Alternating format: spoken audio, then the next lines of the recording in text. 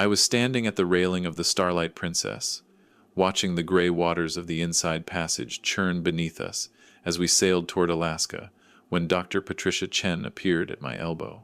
The ship's physician was supposed to be off duty, but her face was pale, her eyes darting toward the promenade deck where my daughter Sarah and her husband Marcus were laughing over cocktails. She leaned in close, her voice barely audible over the wind. "Mr. Thornton, don't take your insulin tonight. Please, I'm begging you." Then she pressed something into my palm and walked away quickly, her white coat flapping behind her. I stood there frozen, my heart hammering against my ribs. The small object in my hand was a business card with a room number scribbled on the back. My fingers trembled as I closed them around it. Why would the ship's doctor tell me not to take my medication? I'd been diabetic for 15 years. Missing my insulin could put me in a coma. My mind raced through possibilities, none of them making sense. Behind me, I heard Sarah's bright laugh carry across the deck, the same laugh she'd had since she was 6 years old, chasing butterflies in our backyard in Vancouver. That morning had started so differently. I'd woken up in my cabin feeling grateful. This cruise was Sarah's idea, a celebration of my retirement after 40 years as a civil engineer. "Dad, you've worked so hard your whole life," she'd said 3 months ago, sitting in my kitchen in North Vancouver, her hand on mine. "Let us treat you. Marcus got a huge bonus, and we want to do something special for you." Marcus had nodded enthusiastically, his perfectly styled hair and expensive watch catching the light. "Think of it as a thank you, Robert. You helped us with the down payment on our house. This is our way of giving back." I'd been touched. Sarah was my only child. Her mother, Catherine, had died of cancer 8 years ago, and sometimes the loneliness of my empty house felt like it might swallow me whole. Having Sarah and Marcus plan this trip, insisting on covering everything, had made me feel valued, loved. We'd boarded the ship in Vancouver 2 days ago, and so far, the trip had been wonderful. The glaciers, the wildlife, the elegant dinners in the main dining room. But now, standing on this deck with Dr. Chen's warning echoing in my ears, something cold settled in my stomach. I looked down at the card again. Room C, 247. My cabin was B, 189, 2 decks up. I glanced over at Sarah and Marcus again. They were sitting close together, their heads bent over Marcus's phone, pointing at something on the screen. From this distance, they looked like the perfect young couple, successful, beautiful, happy. I turned and walked toward the elevator, my legs feeling unsteady. The ship rocked gently beneath me, or maybe that was just my balance faltering. I'd been feeling off for the past 2 days, actually, more tired than usual, slightly dizzy. I'd attributed it to the motion of the ship, to adjusting to sea air after months of being landlocked. Now I wondered. Dr. Chen answered her door on the first knock, as if she'd been waiting. She pulled me inside quickly, glancing down the corridor before closing the door. Her cabin was small but efficiently organized, medical texts on the built-in shelf, a laptop open on the narrow desk. She gestured for me to sit on the edge of her bed, the only seating besides the desk chair. "I'm sorry for being so dramatic," she said, her voice shaking slightly. "But I didn't know what else to do. I almost convinced myself I was wrong, that I should stay out of it, but I can't. I took an oath to do no harm, and if I stay silent, I'd be doing exactly that." "What are you talking about?" My voice came out rougher than I intended. She pulled out her phone, tapped a few times, then turned it toward me. It was security footage, grainy and slightly angled, showing the ship's pharmacy. The timestamp read yesterday, 3:47 p.m. I watched as a figure in a dark jacket approached the counter. The pharmacist was turned away, reaching for something on a high shelf. The figure's hand darted out, grabbing something from behind the counter, slipping it into their jacket pocket. The movement was quick, practiced. Then the figure turned slightly toward the camera. It was Marcus. My breath caught in my throat. What did he take? Insulin, a vial of Humalog. Dr. Chen's eyes were filled with concern. I only noticed because I do inventory checks twice a week. One vial was missing, and when I reviewed the security footage, I saw this. At first, I thought maybe he was diabetic too, embarrassed to ask for a prescription. But then I checked the passenger manifest. Marcus Harrison, age 38. No medical conditions listed. No prescriptions on file. Maybe he forgot to list it, I said, even as my mind was already racing ahead to darker possibilities. That's what I hoped. So I looked up your file, Mr. Thornton. You're on a very specific insulin regimen. Lantus at night. Humalog with meals. Your dosages are carefully calibrated. I reviewed your blood work from your pre-cruise medical check. Your diabetes is well controlled. But then I started thinking about why your son-in-law would steal insulin if he's not diabetic. And there's really only one reason someone would do that. The cabin suddenly felt too small, too hot. To harm someone who is diabetic. She nodded slowly. An insulin overdose causes hypoglycemia, confusion, dizziness, loss of consciousness. If severe enough, seizures, coma, death. And here's the thing, Mr. Thornton. On a ship in the middle of the ocean, even with a medical facility, if someone goes into insulin shock in their sleep, isolated in their cabin, by the time anyone finds them, she didn't finish the sentence. She didn't have to. My hands were shaking now. I clasped them together to stop the trembling. Why would Marcus want to hurt me? Dr. Chen hesitated. I don't know. But this afternoon I was in the coffee lounge on deck 7, sitting in one of those high-backed chairs near the window. Your daughter and Marcus came in. They sat in the booth right behind me. They didn't see me. And Mr. Thornton, I heard them talking. She pulled out her phone again, this time opening a voice recording app. I started recording. I know it might not be admissible in court, but I needed evidence. Listen. She pressed play. There was ambient noise, the clink of cups, general conversation, and then Sarah's voice, clearer than the rest. So we're sure about tonight? Marcus's voice, lower, careful. The dosage will be in his insulin pen. He takes it religiously at 9 p.m., remember? He'll inject it himself, go to sleep, and by morning, it'll look like a tragic accident. Diabetic complications. It happens to elderly people on cruises all the time. Sarah's voice again, and hearing it made my chest physically hurt. What if someone suspects something? They won't. I've researched this extensively. Insulin overdoses mimic natural diabetic emergencies. The ship's doctor will note it as an unfortunate complication of his condition. We're in international waters. There won't be a full investigation. They'll want to handle it quietly, respectfully. We'll be the grieving daughter and son-in-law. We'll take his body back to Vancouver, have a beautiful funeral, and then the insurance pays out, Sarah finished.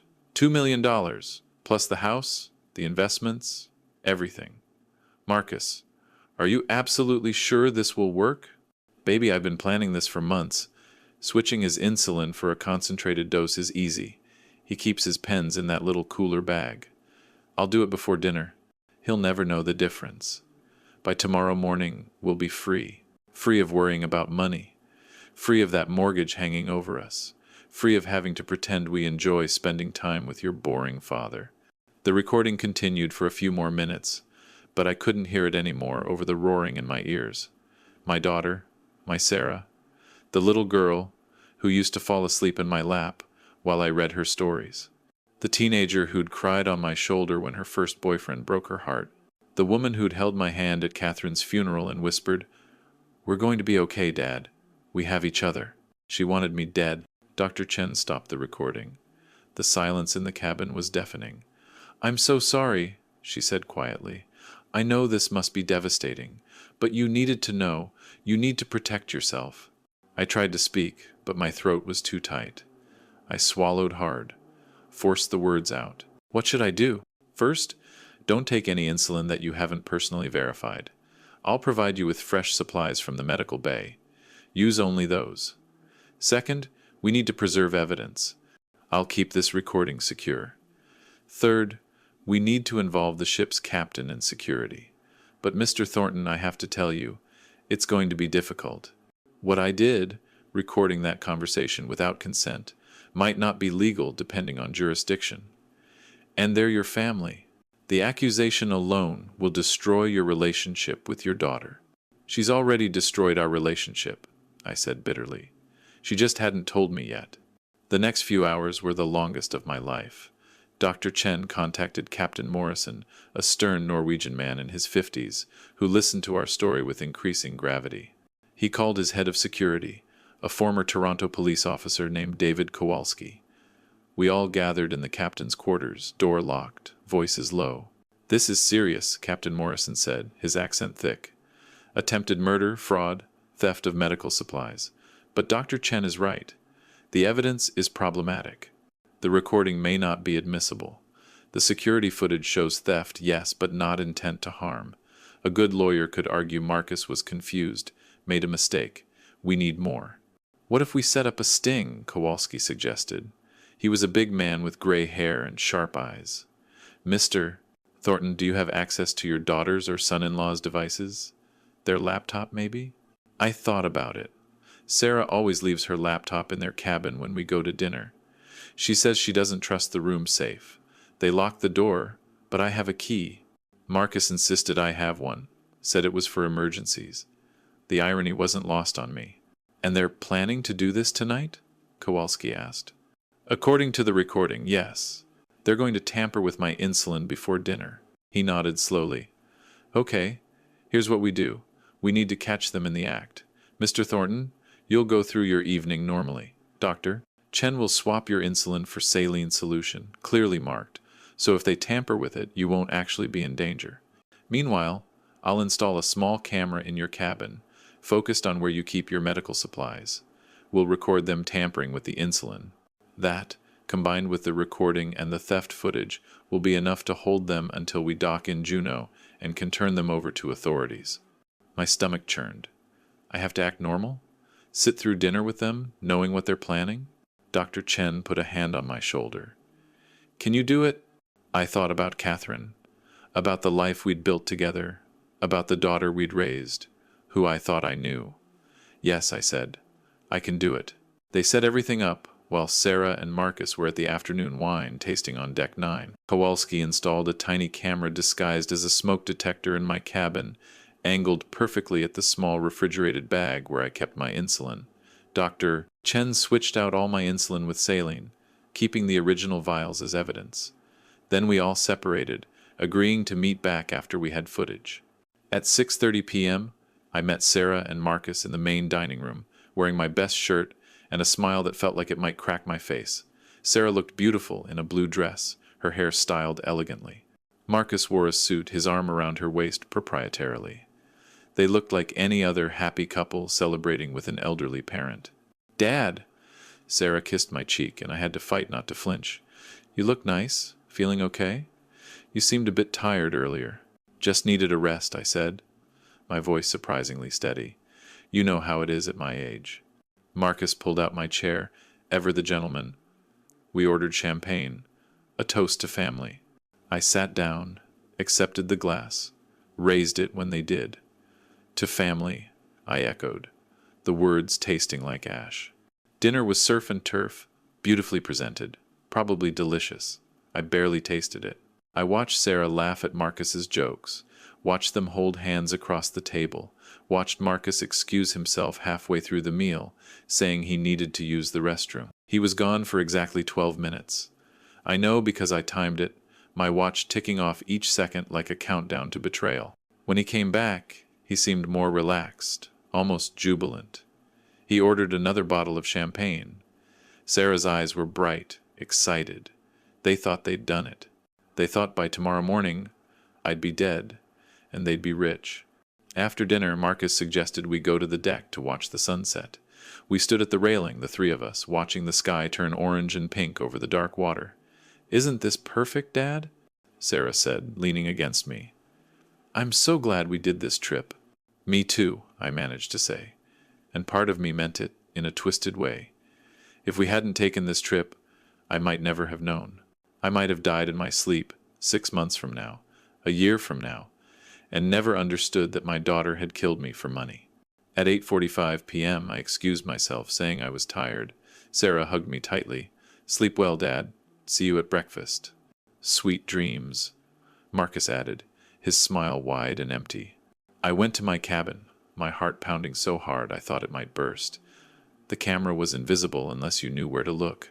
I went through my normal routine, changing into my pajamas, brushing my teeth. At exactly 9 p.m., I took out my insulin pen, the one that now contained only saline, and gave myself my injection. Then I got into bed, turned off the lights, and waited. I didn't sleep. I lay there in the darkness, listening to the hum of the ship's engines, the distant sound of music from one of the lounges. I thought about Sarah as a baby, how she'd wrap her tiny hand around my finger. I thought about teaching her to ride a bike, about her graduation, about walking her down the aisle 3 years ago when she married Marcus. Had she already been thinking about killing me then? Or had Marcus planted the idea later, when their real estate investments went bad, when the credit card debt piled up? My phone buzzed at 11:47 p.m. A text from Kowalski. Got it. Clear footage. Meet in captain's quarters at 6 a.m. I closed my eyes then, finally, and slept fitfully until dawn. At 6 a.m. I slipped out of my cabin and made my way to the captain's quarters. Everyone was already there. Captain Morrison, Kowalski, Dr. Chen, and 2 uniformed security officers I hadn't met before. Kowalski had his laptop open, cued to the footage. You should see this, he said quietly. I watched the screen. The timestamp read 7:58 p.m. during dinner. The cabin door opened, and Marcus entered, looking around quickly before going straight to my medical bag. He pulled out my insulin pen, examined it, then reached into his pocket and withdrew another pen, identical in appearance. He made the switch quickly, efficiently, then left. The whole thing took 90 seconds. We've tested the insulin he left, Dr. Chen said. It's Humalog, but at 5 times the normal concentration. If you'd injected that, Mr. Thornton, you would have been in a coma within an hour, dead by morning. The room spun. I gripped the edge of the desk. What happens now? Captain Morrison's face was grave. We dock in Juneau in 4 hours. I've contacted the Alaska State Troopers and the FBI. Attempted murder crosses state and international lines. They'll be waiting. We'll arrest Marcus and your daughter immediately upon docking. Can I swallowed hard. Can I talk to her first? To Sarah? Kowalski frowned. Not advisable, Mr. Thornton. Please. I need to know why. I need to hear it from her. They exchanged glances. Finally, Captain Morrison nodded. We'll bring them here, together, with security present. But Mr. Thornton, prepare yourself. This won't be easy. 20 minutes later, Sarah and Marcus were escorted to the captain's quarters, both looking confused and slightly annoyed at being woken so early. Sarah was in yoga pants and a sweatshirt, her hair in a messy bun. Marcus wore jeans and a t-shirt. They looked so normal, so innocent. Dad? What's going on? Sarah asked, seeing me. Captain Morrison said there was an emergency. I looked at my daughter, really looked at her. Tried to find the little girl I'd raised somewhere in this woman's face. Why Sarah? She blinked. Why? What? Why did you decide to kill me? The color drained from her face. Marcus's expression went carefully blank. Dad, what are you talking about? Have you been drinking? Don't, I said, my voice breaking. Don't lie to me anymore. I know everything. The stolen insulin, the plan. Dr. Chen heard you talking. The cameras caught Marcus tampering with my medication. It's over. For a long moment, nobody moved. Then Sarah's face crumbled, and I thought maybe, just maybe, she'd break down, apologize, tell me it was all a terrible mistake. Instead, she laughed. It was a bitter, angry sound that I'd never heard from her before. You want to know why? Her voice was sharp now, all pretense gone. Because you were supposed to help us, Dad. When Mom died, she left you everything. That house in North Van is worth $2 million. You have her life insurance, your pension, your investments. You're sitting on at least $3 million while Marcus and I are drowning in debt. I helped you with your down payment, I said, stunned. I gave you $50,000. $50,000? She laughed again harshly. That's nothing. We need real money. Our mortgage is killing us. Marcus's investments failed. We're on the verge of bankruptcy. But you just sit in that big house all alone, hoarding your wealth while your own daughter suffers. I didn't know you were struggling. You never said anything. You told me business was great. Because we have pride, Dad. We're not going to beg you for money like children. But then Marcus pointed out that we wouldn't have to beg if you were gone. The house, the investments, the insurance, it all comes to me. We could start over, live the life we deserve. Marcus stepped forward, his face cold and calculating now that the mask had dropped. You're old, Robert. Diabetic. You could go at any time naturally. We just hurried the process along. Frankly, you should thank us for planning to make it painless. The security officers moved then, handcuffing them both. Sarah fought, screaming, crying, Dad, please, don't do this. We're family. You can't send me to prison. Dad! I turned away, unable to watch anymore. I don't have a daughter, I said quietly. My daughter died a long time ago. I just didn't know it until now. They were taken away, their shouts fading down the corridor. Captain Morrison put a hand on my shoulder. I'm sorry you had to endure this. What happens next? We'll dock in Juneau. They'll be arrested, charged with attempted murder, theft, fraud, conspiracy. The evidence is solid. Dr. Chen's testimony, the security footage, the recording, the tampered insulin. They'll go to trial. And they did. 6 months later, I sat in a courtroom in Vancouver where the case had been transferred, since that's where the conspiracy originated, where the planning had taken place. I listened to prosecutors detail how Sarah and Marcus had been planning my murder for over a year, how they'd researched insulin overdoses, practiced switching medication, forged documents to make themselves beneficiaries on insurance policies I didn't even know existed. The defense tried to argue that they'd never gone through with it, that no actual harm had occurred. But the evidence was overwhelming. The jury deliberated for less than 3 hours. Marcus was sentenced to 12 years. Sarah, as the primary beneficiary and instigator, got 15. I watched them being led away in handcuffs, Sarah crying, Marcus stony-faced. She looked at me one last time, and I looked back, feeling absolutely nothing. After the trial, I sold the house in North Vancouver. Too many memories, both good and bad. I moved to a smaller condo in Kitsilano, close to the water. I volunteer now, 3 days a week, at the Vancouver Elder Abuse Prevention Center. I tell my story to other seniors, teach them the warning signs, help them protect themselves from family members who see them as ATMs rather than human beings. I've learned to check my bank accounts weekly. I keep my legal documents in a lawyer's office, not at home. I've written a will that leaves everything to charity, specifically to organizations that help seniors and prevent elder abuse. And I've learned to trust my instincts. If something feels wrong, it probably is. Dr. Patricia Chen and I still email occasionally. She left cruise work and now runs a clinic in Victoria. She saved my life by trusting her gut, by being willing to risk her career to warn a stranger. I'll never be able to repay her for that. People sometimes ask me if I miss Sarah, if I ever think about forgiving her. The truth is, I miss the daughter I thought I had. I miss the little girl who loved me. But that person either never existed, or she died somewhere along the way, replaced by a stranger who valued money over human life. You can't forgive someone who isn't sorry, who would still have killed you given the chance. I'm 63 now. I take my insulin religiously, from clearly marked vials that I keep locked in a safe. I live simply, carefully, guarding my health and my resources. And every time I speak to a senior who's worried about their family's sudden interest in their finances, every time I help someone recognize the signs of financial elder abuse, I feel like something good came from all that pain. Catherine used to say that everything happens for a reason. I'm not sure I believe that anymore. But I do believe that we choose what we do with our pain. We can let it destroy us, or we can use it to protect others. I chose the latter. And every person I help, every life I potentially save, feels like a small victory over the daughter who tried to kill me for my money. That's all any of us can do, really. Survive, heal, and try to make sure our scars serve some purpose beyond just reminding us that we bled.